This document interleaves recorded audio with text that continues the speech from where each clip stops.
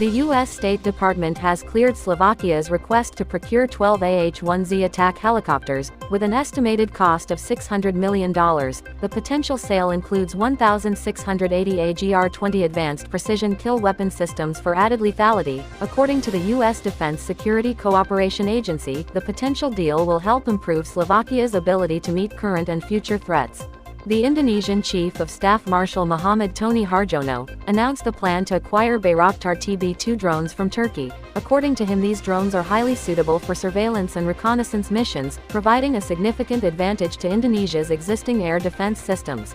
Thales and Indian drone manufacturer Garuda Aerospace signed a memorandum of understanding to enhance the development of the drone ecosystem in India. This strategic partnership aims to foster innovation and develop technological solutions that ensure safe and secure drone operations.